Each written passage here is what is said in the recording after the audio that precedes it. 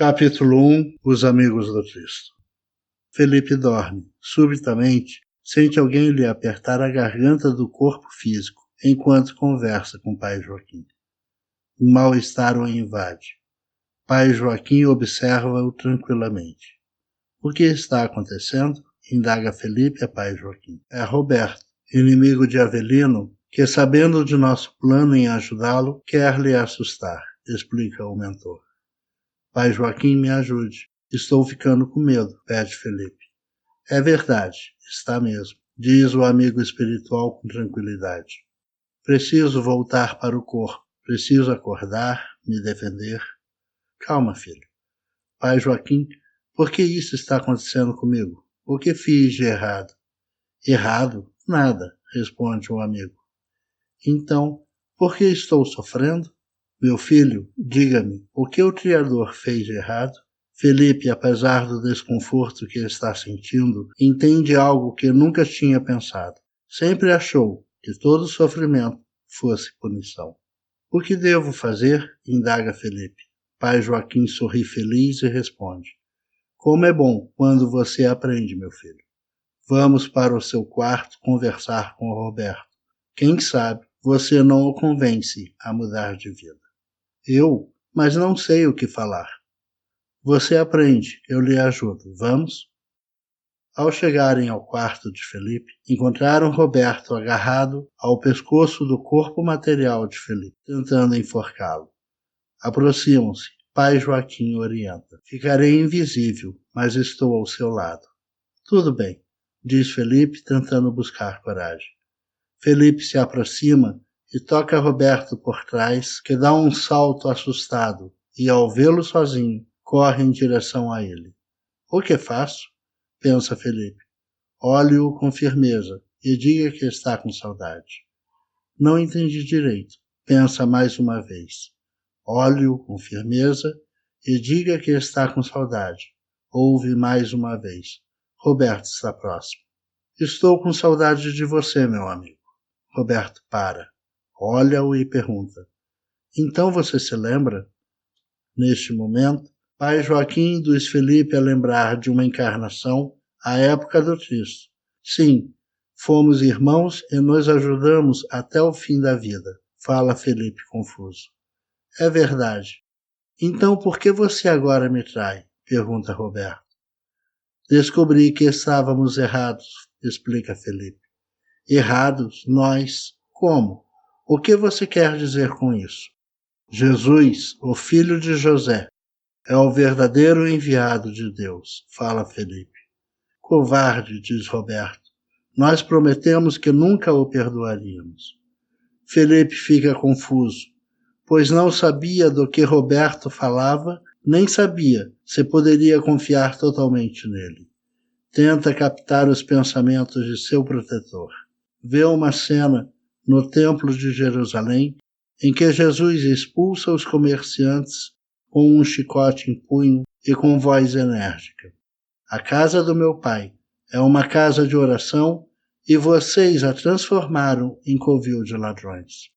Felipe vê a banca de seu comércio ser derrubada. Não consegue mover-se. Aquele Messias fala com uma autoridade inabalável. Felipe chora ao recordar essas imagens. Roberto, meu irmão, fala Felipe comovido, estávamos errados. Olhe como você está triste e infeliz. Jesus tem razão. Os interesses de Deus estão acima da nossa ambição por riqueza. No templo, disfarçados com a desculpa de servir a Deus, nós, os comerciantes e os sacerdotes, apenas pensávamos em enriquecer mais e mais. Roberto, eu falo a verdade, eu quero o seu bem. A voz de Felipe está carregada de emoção. Mas você pode me ajudar? Jesus me perdoaria? Fala Roberto expressando o cansaço de uma vida inferior. Vamos fazer uma prece e pedir uma resposta de Jesus, afirma Felipe, impondo as mãos em Roberto. Senhor Jesus, sabemos que és misericordioso. Há quanto tempo o negamos e fugimos do seu amor? Por favor, amigo divino, tem piedade de meu irmão, que tanto me ajudou no passado e hoje é um mísero obsessor sexual de Avelino. Tem piedade de todos nós. Muito precisamos de seu cuidado, de sua proteção e de seu amor. Roberto, emocionado e anestesiado com as energias que Felipe lhe aplicou, olha-o e diz antes de desmaiar: eu sabia que você nunca me trairia, meu irmão. Felipe abraça-o. Pai Joaquim torna-se visível. Felipe chora convulsivamente.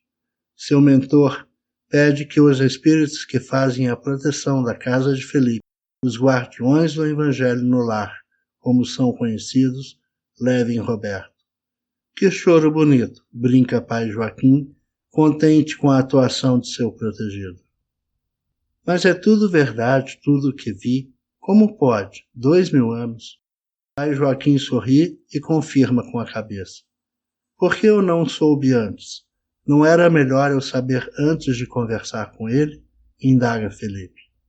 Não, meu filho. Primeiro, porque o encontro de vocês facilita a lembrança. Segundo, é importante você entender que é o socorro aos sofredores que amplia a mediunidade. Médium de gabinete, que só quer saber de espírito evoluído, é médium mistificado e amigo dos espíritos mentirosos. Nós, que trabalhamos em nome do Cristo, só temos uma regra: a caridade para com todos. Fora disso, é mistificação. Pai Joaquim, eu estou muito abalado. Com o que, meu filho? Na época do Cristo, eu preferi meu comércio, as riquezas, ao invés de escutá-lo. É verdade, isso é triste. Porém, mais triste ainda vai ser se você, nesta encarnação, mais uma vez preferir o dinheiro e a vaidade, ao invés de segui-lo. Isso pode acontecer? Felipe fica ainda mais surpreso. Claro, meu filho. Livre-arbítrio significa liberdade de escolha. Como faço para não falir novamente? Felipe, que lamentava o passado, agora se apavora com o futuro. Sugiro que você lembre-se dessa rejeição. Ela é um aviso importantíssimo para você. Você deseja lembrar? Indaga pai Joaquim. Sim, com certeza, eu quero. O mentor aplica-lhe um passe e em seguida diz: você lembrará tudo ao acordar. Saiba que tudo o que você recebeu só foi permitido por Deus porque você se dispôs abnegadamente a ajudar Avelino. Nunca imaginei que ia ganhar tanto, fala Felipe. Sempre que agimos por amor, recebemos muito mais do que esperamos. Explica o amigo e logo em seguida desaparece. Felipe senta-se ao lado de seu corpo, respira fundo e tenta colocar as ideias no lugar. Que experiência radical, pensa. Vou contar para o Gabriel. Lembra-se do colégio Allan Kardec. São 2h, resolve partir. Chega ao colégio e resolve subir as escadas sozinho. Afinal, o que poderia acontecer? Passar mal já passava mesmo. Chega ao início da escadaria do 4º andar. Para. Devia tentar mesmo? Não estava sendo arrogante, pois já fizera um módulo no 4º andar. Eurípides sempre incentiva a autonomia. Não estaria na hora de pelo menos tentar? Decide-se, sobe, passo a passo. A sensação de morte começa. Pensa para ter ânimo. A sensação piora muito. Olha para os lados. Outros sobem tranquilamente. Se pedir ajuda, será ajudado. Mas queria chegar de forma independente. Fica tonto, sente desmaiar. Se segura na escada, respira fundo, que vem a dor. Sobe com firmeza, chega à sala. Gabriel, que está na porta, o abraça. Parabéns, você venceu a mais terrível limitação para o crescimento espiritual. Eu? Qual? O medo, meu amigo. O que significa isso? Nunca mais terei medo? Indaga Felipe. Não, Felipe. Você ainda terá muitos medos, explica Gabriel. O que venci então? Felipe não entende. Você alcançou algo maior, a coragem de enfrentar os medos. Felipe sente profundo bem-estar. Vencerei meus medos, pensa. Você aprendeu mais hoje do que Jesus derrubou de sua banca, fala Gabriel sorrindo. Você sabe dessa história? Pergunta Felipe surpreso. Claro, não lhe convidaria para trabalhar comigo sem conhecer seus erros e acertos, meu amigo. Quem sabe você não me fala mais de mim, brinca Felipe, ao entender como são sábios os espíritos superiores. Falarei, concluiu Gabriel, ambos riem. O ambiente das duas salas é de paz. No quarto andar, milhares de alunos. Na primeira, Rivalina, Iclésio, Romildo, Astrobrito, Patrícia, José e Eurípides, todos aguardam em silêncio. A prece, no início de uma atividade espiritualizadora, é um ato de alta relevância. É importante que vocês permitam que as energias elevadas toquem seus corações para que possam proteger o grupo. Explica José, que pede a Iclésio que faça a prece. Iclésio sente-se feliz pela confiança dada a ele e pela oportunidade de expressar seu amor pelo mestre dos mestres, tantas vezes por ele traído. Senhor, amigo divino, por quanto tempo o traí? Por quanto tempo fugi? Por quanto tempo quis lhe esquecer? Ainda assim, foi me buscar na lama da dor, do desespero e da loucura. Sabe, Senhor, o quanto ainda tenho de inferioridade em meu coração. Mesmo assim, não me condena, não me repudia. Pelo contrário, me acolhe, me ensina, permite que eu partilhe do amor de seus discípulos fiéis e leais. Obrigado, Senhor. Apenas posso agradecer a sua imensa compaixão. Por minhas dores, apenas posso louvar seu amor pelos sofredores e posso oferecer minha dedicação total ao seu amor como a única prova sincera de agradecimento por tudo que fez e faz ainda hoje por mim. Obrigado. José agradece a Iclésio e inicia.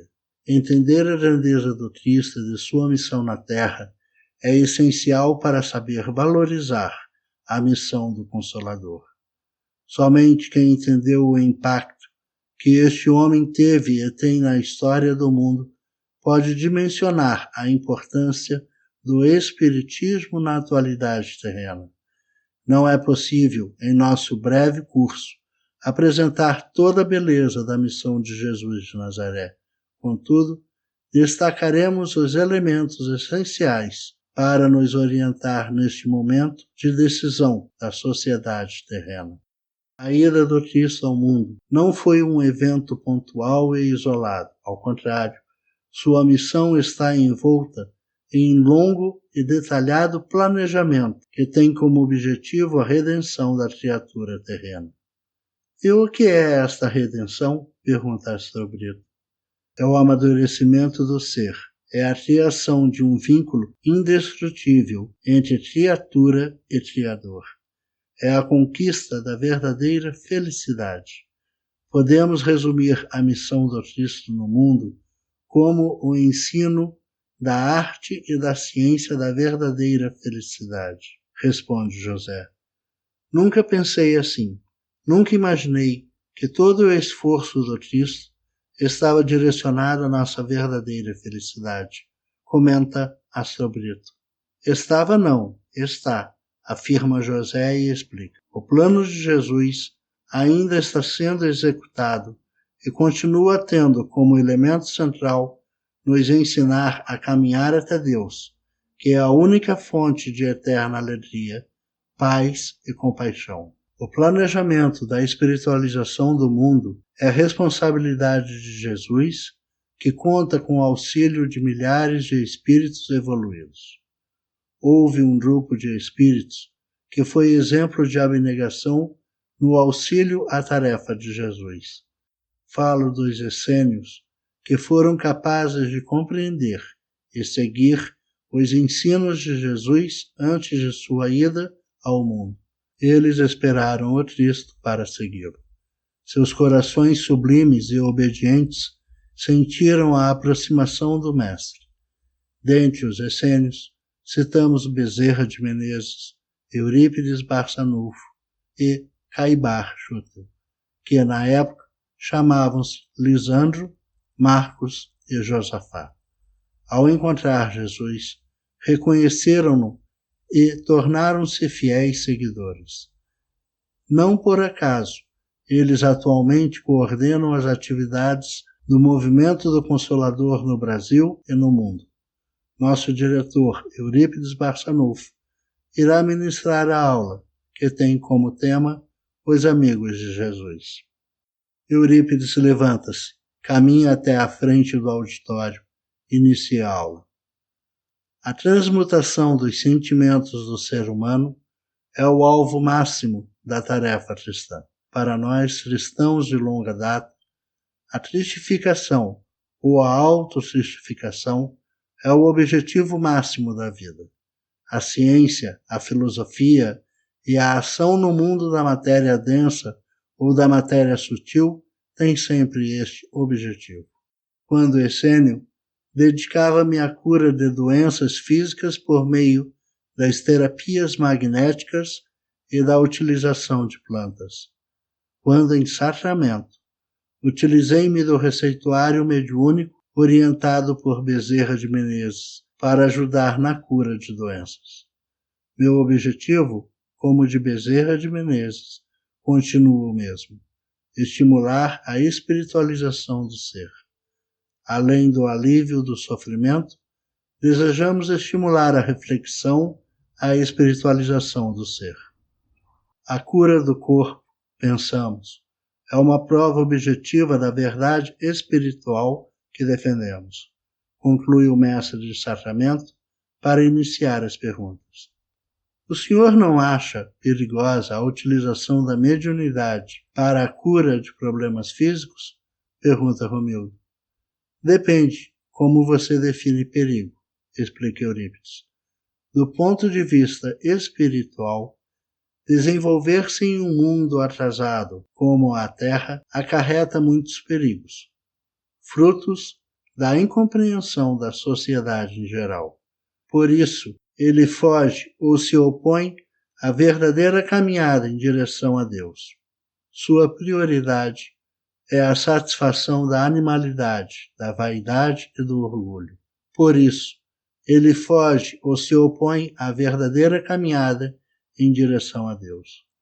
Quando decidimos nos tornar cristãos, não podemos querer agradar a maioria da sociedade terrena. O grande erro de muitos cristãos é querer atender às modas e os métodos de um mundo atrasado e, ao mesmo tempo, espiritualizar-se. Isto é muito perigoso. Nos ensinos de Jesus, a advertência é inegável. Não podeis servir a dois senhores, ou se serve a Deus ou ao mundo. Os interesses são incompatíveis. Quem prioriza a Deus está vinculado à própria espiritualização. As práticas elevadas da caridade, da meditação silenciosa, do estudo científico para melhor servir e melhor integrar-se no amor divino. Os interesses de quem serve ao mundo são os tão divulgados modelos da terra: fama, riqueza, beleza aparente, poder, satisfação imediata, prazeres vazios e desequilibrantes. Como servir a ambos os ideais? Impossível. O grande problema é que mesmo no seio do Consolador, observamos espíritos que há milênios tentam satisfazer seus desejos inferiores e se iludem com o pensamento que estão se espiritualizando. Este é o perigo com que todos devem se preocupar. A cura mediúnica, como fez Jesus, é instrumento de espiritualização e deve ser um dos instrumentos de estímulo à evolução do ser. Após um período de silêncio, prossegue Eurípides. Vamos estudar a relação da mediunidade ensinada por Jesus e a mediunidade conduzida por Allan Kardec. Nosso desejo é esclarecer o que significa a mediunidade verdadeiramente cristã. Como Jesus e Allan Kardec educaram a mediunidade? Que modelo eles nos deixaram? Quais as características centrais da educação mediúnica praticada por Jesus, guia da humanidade, e de Allan Kardec, seu discípulo lúcido e abnegado?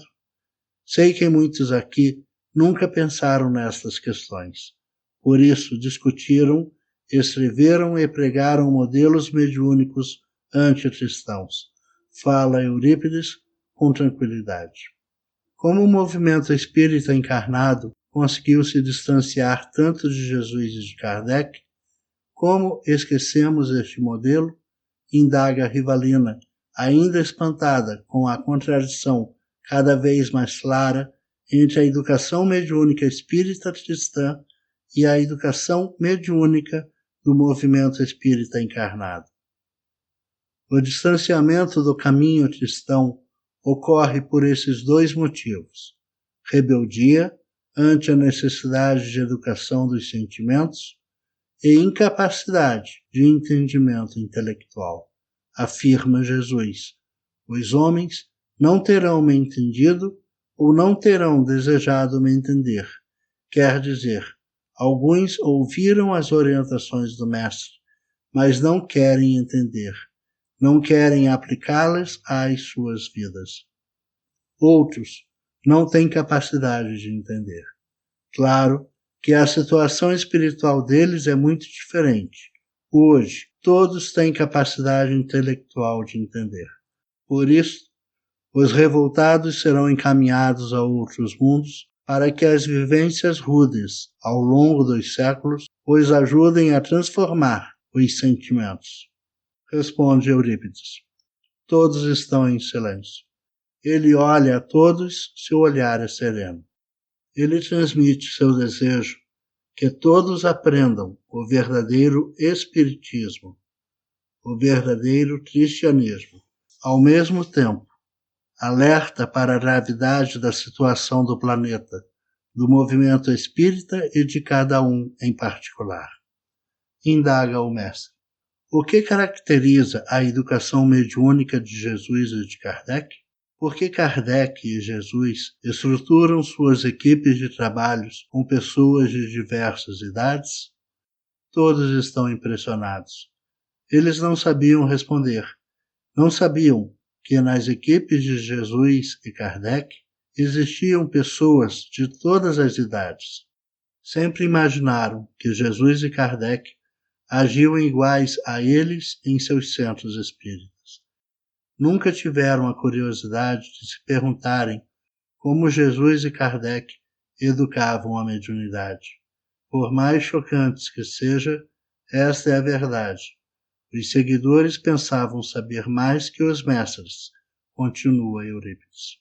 Para nos ensinar a capacidade de compreender o outro, para estimular a cooperação entre seres com diferentes experiências e para que a preparação da futura geração seja verdadeira, seja prática.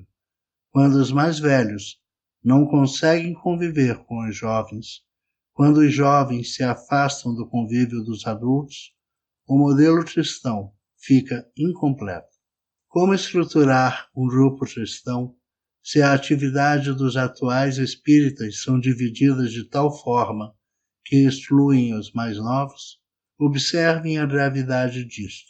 Muitos defendem a proibição da participação dos jovens nas atividades mediúnicas nos núcleos espíritas. O critério do Cristo e de Kardec nunca foi o da idade, mas o da maturidade. O grupo cristão deve estruturar-se orientado pela lógica da integração e não da divisão por critérios externos. Jesus convocou João, o evangelista, a participar do colégio apostólico em sua mocidade. Para Jesus, a prática mediúnica está integrada à vida. O exemplo mais marcante foi a materialização de Moisés e Elias no Monte Tabor, em que o adolescente João participa, a convite de Jesus, junto a Pedro, discípulo já maduro. Allan Kardec permite que Gabriel Delame, aos 6 anos, participe de reuniões mediúnicas por ele presidida. O critério de ambos nunca foi externo, é espiritual. Por que os espíritas não entendem isso? Pergunta Patrícia, que está cada vez mais intrigada com a atual geração espírita encarnada. Patrícia, muitos entendem, pois basta uma rápida pesquisa no Evangelho e na Revista Espírita para confirmar o que afirmo. O maior problema é que muitos não querem compreender. É o caso da rebeldia ante as leis de Deus. Não querem assumir as pesadas responsabilidades de se educarem verdadeiramente. Não querem ver suas ilusões questionadas. Não querem descer do palco da ilusão de suas carreiras espíritas. Mais cômodo é o convívio entre os que se enganam mutuamente, no comércio de muitos elogios e poucos sacrifícios em benefício da causa do Cristo e de Kardec. Como pensava Patrícia, o grande problema não é de entendimento, é falta de disposição para servir a Deus e para abandonar os valores do mundo. Além da integração de indivíduos de diversas idades, como tornar nossos grupos atuais em verdadeiros grupos espíritas cristãos, no que se refere à mediunidade? Pergunta Clésio. A educação mediúnica com Jesus e com Kardec sempre tem uma dimensão prática e social. Além de estudar o que é indispensável, é preciso praticar a mediunidade em reuniões bem estruturadas e bem dirigidas. O excesso de regras, ao invés de espiritualizar o ser, atrapalha. Purificar o coração, orar, cultivar o equilíbrio e o silêncio interior diariamente é o caminho necessário que todos podem trilhar. Mas os fariseus, momentaneamente encarnados no movimento espírita, criaram e criam inúmeros conselhos, normas e métodos para educar a mediunidade. É realmente necessário? Penso que não.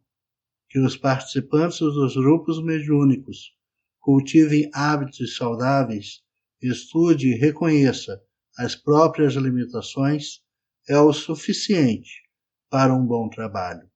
As obsessões desenvolvem-se com base no orgulho, que é a negação do indivíduo em reconhecer suas limitações. O Livro dos Espíritos, na questão 919, alerta: o melhor caminho para se evitar os arrastamentos do mal é conhecer-se a si mesmo. No aspecto social, um grupo mediúnico deve sempre estar em contato com os que mais sofrem, amparar enfermos, visitar presidiários, ser o consolo nos momentos de perdas de entes queridos, apoiar viciados que lutam para se recuperar. Por que os grupos atuais raramente visitam essas pessoas? Não há como ampliar a mediunidade sem socorrer também os encarnados. A educação mediúnica, segundo Jesus e Kardec, tem estas características. Primeiro, grupos que estão abertos para congregar pessoas com diferentes características sociais, ricos, pobres, adultos, jovens, intelectuais, pouco instruídos. Isso significa que o critério é moral e intelectual, capacidade de compreensão não é externo. Segundo, a educação mediúnica está ligada a um processo de crescimento espiritual individual que orienta a formação dos hábitos da oração, autoavaliação, meditação, renúncia à animalidade. Terceiro, o grupo mediúnico deve exercer atividades de apoio a pessoas e grupos que estejam precisando. Não é preciso mais do que isso para instituir um grupo mediúnico cristão. Complicar e limitar a prática mediúnica, como se faz atualmente, é afastar as pessoas do verdadeiro cristianismo. Conhecimento doutrinário, simplicidade e sinceridade. Tudo que disso passa tem origem maligna, conforme ensina Jesus. Seja o vosso falar sim, sim e não, não. Tudo que disso passa procede do maligno.